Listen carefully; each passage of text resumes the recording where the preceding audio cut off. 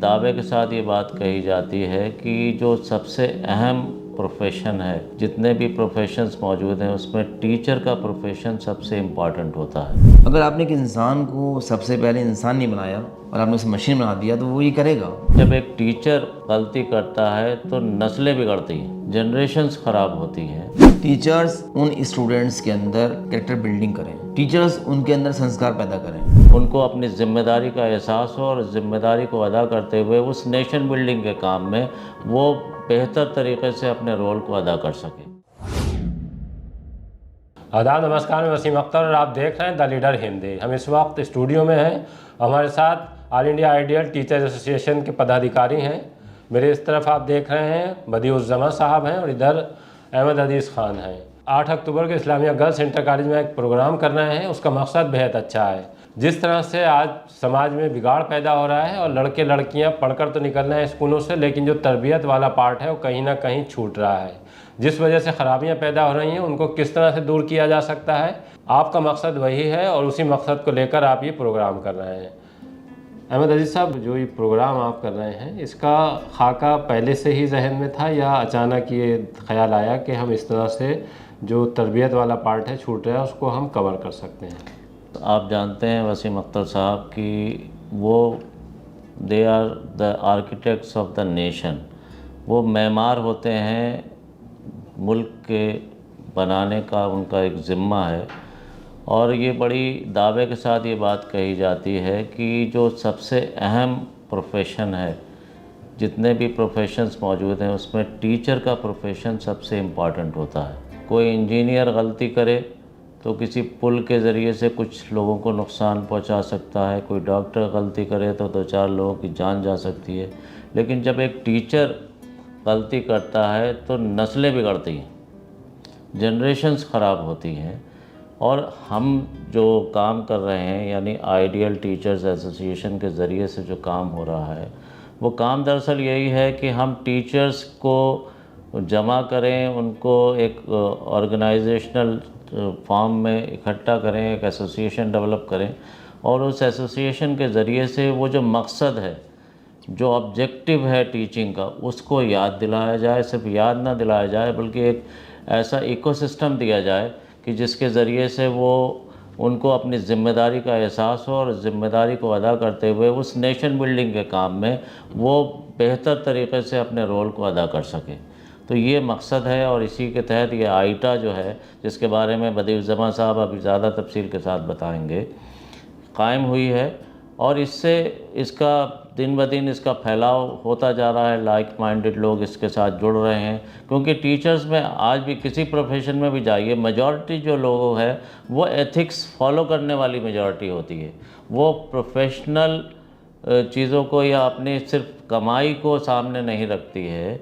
Majority जो है वो अच्छे लोगों की हमेशा होती है। और यहाँ इस प्रोफेशन में भी बहुत अच्छे लोग हैं, टीचर्स, जो बस ये है कि उनको एक प्लेटफॉर्म चाहिए था। वो प्लेटफॉर्म आइटा ने प्रोवाइड किया है और उसके ज़रिए से हम लोग सब मिल के सोसाइटी के इस तरह की तामीर का काम कर रहे हैं। जो आपने तरबियत वाला हिस्से का जिक्र किया वसीम अख्तर साहब, वो तरबियत वाला हिस्सा बहरहाल बहुत अहम है, जिसका हम अपने बचपन में जब जाते हैं और अपने उन टीचर्स को याद करते हैं जिन्होंने हमारी ज़िंदगियां बनाई हैं, तो वो जाहिर है कि उस पार्ट को आज हम कहीं ना कहीं छूटता हुआ देख रहे हैं। और इसकी कंसर्न जो है वो माशरे के अंदर आम तौर से नज़र आ रही है।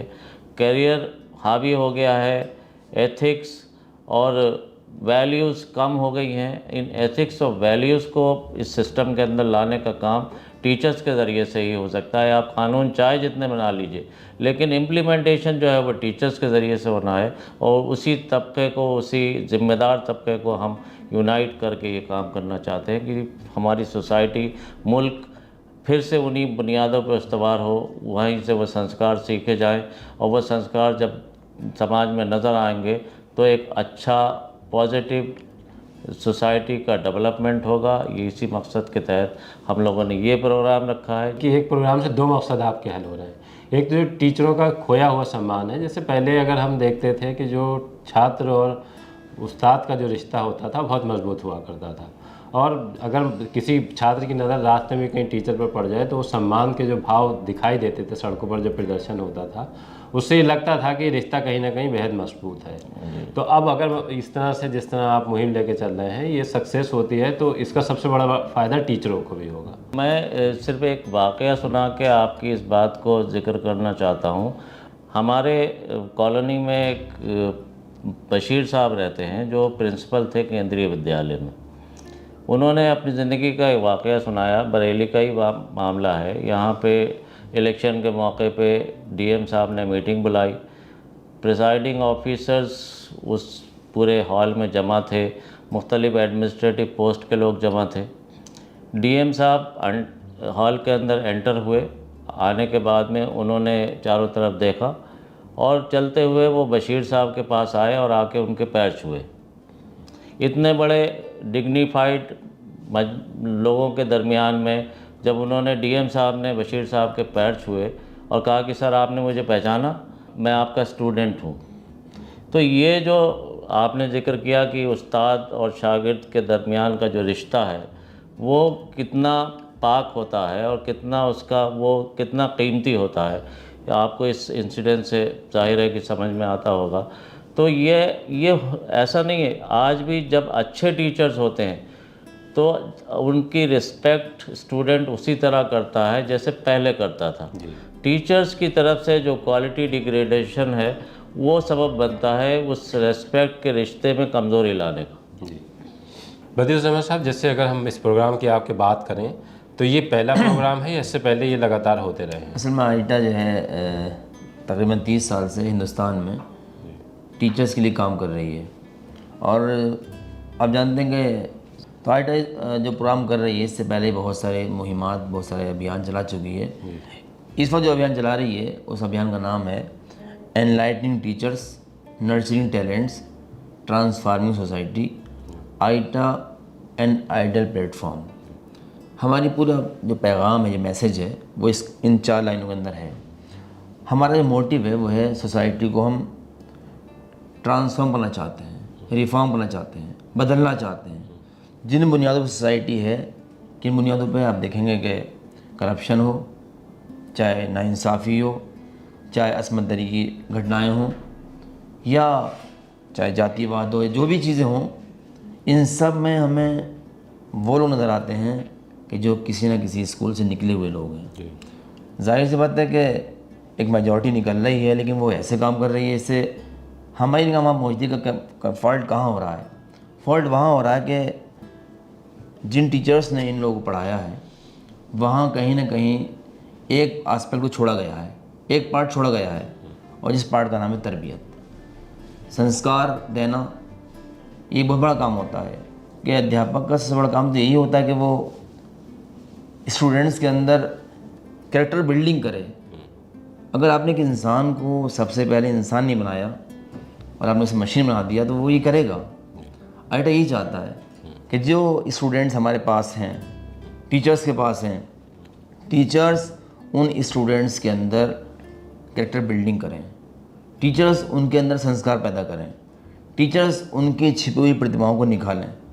आज तो आप मोबाइल के ज़रिए से या जो मॉडर्न चीज़ें आई हैं, आपके उंगलियों के पोरों के अंदर जो है इल्म है लेकिन संस्कार वहाँ नहीं है। तो आइटा चाहती है सोसाइटी को ट्रांसफॉर्म करना, बदलना।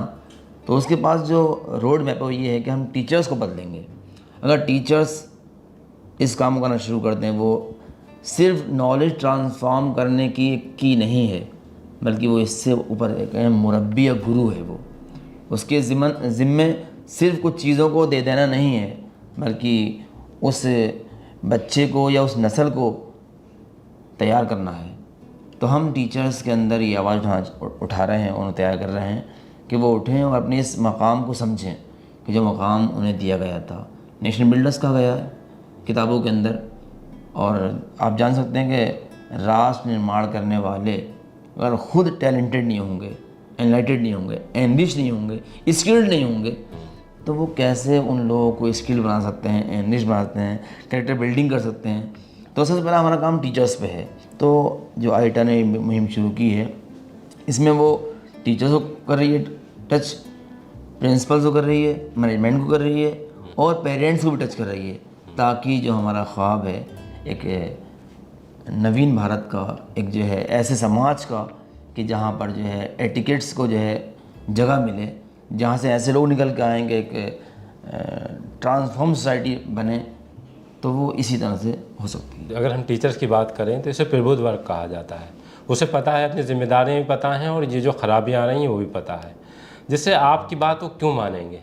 बिल्कुल, जैसे अगर खराबी आ गई है जी तो उसमें आपके पास क्या आइडिया है कि जो आपकी वो बात मान भी लें और जो आप चाह रहे हैं वो हो भी जाए। असल में टीचर्स को जो कुछ ट्रेनिंग के दौरान सिखाया जाता है, वहाँ उन्हें ये नहीं सिखाया जाता है कि हमें इन बच्चों को के अंदर मोरल को अप करना है, या इन बच्चों को हमारा मोटिव ये है कि सबसे पहले कि इंसान बने, बल्कि वहाँ कुछ टेक्निक सिखाई जाती हैं और उसके बाद जो है उन्हें फीडमेंट भेजा जाता है।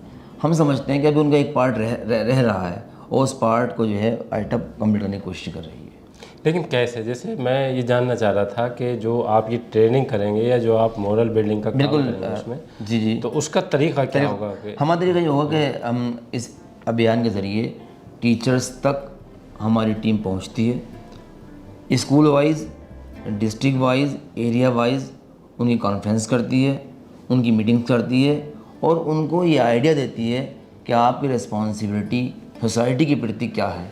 अगर वाकई आप एक ज़िम्मेदार पर्सन हैं और हैं ही ज़िम्मेदार, और अगर आपने इस रिस्पॉन्सिबिलिटी को अडॉप्ट नहीं किया, तो फिर जो है आने वाला जो समाज होगा वो आप सबको जो है इसके दायरे में लेगा और आप इसके रिस्पॉन्सिबल होंगे।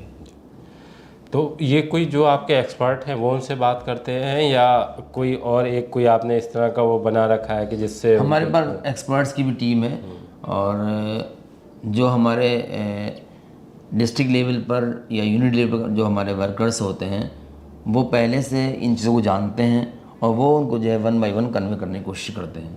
जो ये ट्रेनिंग आप बरेली कर रहे हैं इसमें कितने टीचर्स शामिल होंगे? तकरीबन 100+ टीचर्स को मुझे शामिल करने का हमारा फैसला है। अलग अलग स्कूलों के? जी हाँ, पूरी बरेली के।